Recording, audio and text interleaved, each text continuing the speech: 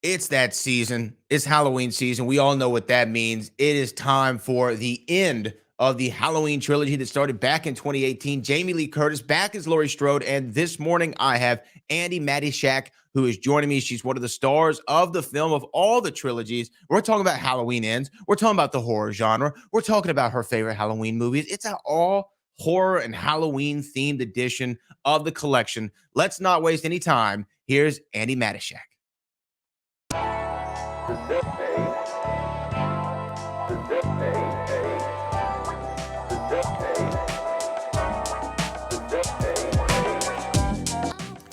And she joins me right now on the line. We're talking about Halloween Ends, one of the stars of the film. Andi, how are we doing this morning? Hi, I'm doing well. How are yourself? I'm doing great. You know, we were just speaking just a moment ago before we started rolling sound, and you were saying you're excited. This is the day of the release. Halloween Ends. It's finally here. The trilogy is ending. Literally, it's in the name. How do we feel about the movie now being out in theaters and Peacock? I don't think it's really hit me yet. I mean, this entire experience has been a huge part of my life since 2017, and to kind of have it be coming to a close is really wild. I mean, Jamie Lee Curtis and I were having a conversation over the weekend, or when I was back in LA. What day is it? I don't know what day it is. This has been such a crazy release these couple of days with the press junket and the premiere and all the mayhem. But we were talking about how it's just kind of like hitting us in waves and hasn't necessarily sunk in what we've done in this whole experience, and the fact that now it's going to be out in the world it's really, I mean, I don't really have the words to describe it, right? We're just excited that we finally get to get it into people's brains and eyeballs, because it's a doozy and it's a blast of a movie. Now, you're lucky if you get to be in a movie and a movie gets to be successful. You're lucky if it gets a sequel. And then if you can get a trilogy, you're one of the select few. Was the plan always, when you started the first Halloween back in 2018, the direct sequel to the original series, did you think that this was going to go three movies? Was that always the plan? No, it was something that I know now. I know there was a potential for three all along, but it was not at all set in stone. And it was really going to be 2018, and then we're going to just see what happens and see how it goes. And after 2018 came out, I mean, it was a huge success and record breaking success, especially for Jamie Lee. And there was actually like a decent amount of radio silence for a little bit on what we were doing, and then all of a sudden they came back and they're like, we're not just doing one, we're doing two more. And I mean, I was just so excited that I got to come back and create with these people again. Now, for you, because so let me say for me, I'm not a huge horror film person, but for some reason, I can watch the Halloween movies. I can watch the Halloween movies, but I really can't get into the Freddy. I don't like people coming to my nightmares. That freaks me out too much. For you, were you a horror fan? Because I know a lot of actors and actresses find their way in the early goings through the horror genre. But you're getting this big, massive Halloween trilogy. But were you always a horror fan growing up, or was this kind of out of your comfort zone? It was definitely, from a viewer standpoint, I was way too scared to watch them growing up. I really couldn't watch scary movies growing up. They would just give me nightmares, and I would not be well.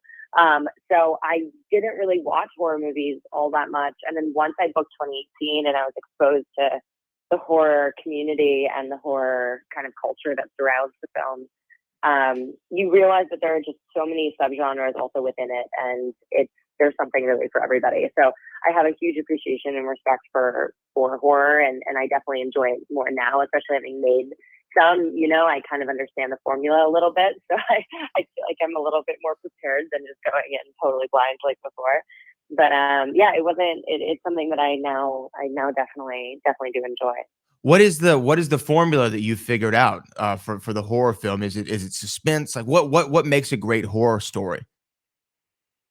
Oh, I don't know. I mean, there's so many. I think that's what's so cool about horror is when I say formula, I really mean like, I now know the different types of jump scares, how you set them up, how technically they're shot. I know that like if you hear a pod like this, most likely this or this will happen. Things like that is like, I feel a little bit more tipped off to maybe what's coming. But in terms of like a formula to make a great movie, it's really, that's what's so cool about this genre is there are so many subgenres within it. There are so many interesting voices, and you kind of, horror doesn't really have rules in the same way that other ones do, other than kind of like, you know, how comedy has setup, punchline, joke. You know, this has whatever you would call it to get to that ultimate scare. Now, I heard Jamie Lee Curtis in an interview talking about the film. Of course, this is the last time she's going to be portraying the iconic Laurie Strode in the Halloween franchise. But she said that this movie kind of also addresses the mental trauma that Jamie Lee Curtis's character has gone throughout the Halloween trilogy, or actually series of films. Would you say that that's a fair characterization? Does it address kind of what these people go through from a mental standpoint?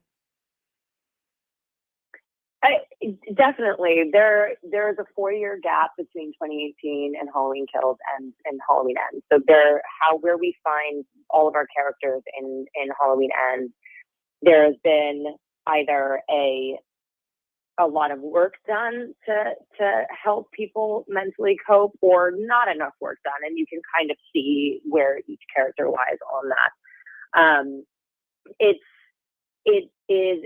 David has really created a space in this film to explore that and have those quiet moments. You can kind of see people's reactions. I mean, Allyson, for example, is a character who, you know, she's looked at by the town as kind of this heroic, stoic survivor, and underneath all that pain and all that trauma, all that thing, it's all still there, and it's like right under the surface. And David has allowed for space to kind of, when she's presented with new events and new relationships, you can kind of start to see the cracks in that facade and like see what's actually under the surface in a real way. Oh man, I see. I'm excited for Halloween Ends again. It's on Peacock, the streaming service, and in theaters starting today. This is release day. It's going to be a massive movie. We all know this is the Halloween season. The movie says Halloween. How could it not be massive? Now you said that you weren't a big horror film fan growing up. You and I are pretty much the same age, so I have to ask you, what were your Halloween favorites growing up? What were your favorite movies to go to during this season that weren't horror? And I want to see if they're similar to mine. Well, Hocus Pocus for sure. Obviously. Number one, obviously. I mean, also Halloween Town. Yes. I don't know. That one to me is like, I still love Halloween Town. I wonder if it holds up. I need to go back and watch it. It 1000% holds up. Let me just tell you, it 1000%. Oh, absolutely. Absolutely. We watched it. My wife and I watched it not too long ago. Holds up. That's awesome. Yeah, Halloween Town. You know, the reason why I kind of had to stop watching scary movies as a kid is because I think it was a Disney Channel original movie. It's called like Don't Look Under the Bed. Do you remember this? Yes, I do. Yes, I do. Wow. Yeah, that is what made me like, nope, done with that. For me, it was Mom's Got a Date with a Vampire. For some reason, that freaked me out. But yeah, see, there are still some great classics out there. The one I had was Beetlejuice. Do you like Beetlejuice? Oh my God, yes, Beetlejuice. But Beetlejuice, I don't know why. I wouldn't necessarily like watch it only at Halloween. I think that's the one that maybe like transcends throughout the rest of the year too. Yeah, it's a year rounder. It's like Home Alone and Christmas time. Yeah, you want to watch it during Christmas, but if it's on in the middle of March, you're gonna sit there and watch the whole movie anyway because it's just a classic. Yeah, totally. Andy, what's the plan after this? Obviously, you've got this big trilogy under your belt. This is a massive thing for any actress to have. What are you looking to do next? I'm hearing how you're saying you're looking at how they frame shots and set things up. I don't know if you want to be a director. Do you want to write? Is acting the main focus now? What can we see next from you? Acting is definitely still a huge focus, and we just kind of have to see what comes next. That's the beauty of the industry I'm in, is we just kind of you keep your head down and keep working hard, and then see what opportunities come your way. I also, though, did start a production company, and we're going to be going into production on our first feature next summer, which is cool. Congratulations. That's amazing. That's awesome. So, and where do people find out information about this? that we'll have plenty of press releases and all the things we need to as we kind of go along. But for the time being, it's we're still like in the early phases of script drafts and notes and getting people attached. Well, that's awesome. Well, I wish you nothing but the most success. Everybody listening, go support Andi, Jamie Lee Curtis. It's Halloween Ends. It's out right now in theaters. Andi, thanks so much for joining us this morning. Thank you so much for having me. Have a great day. You too.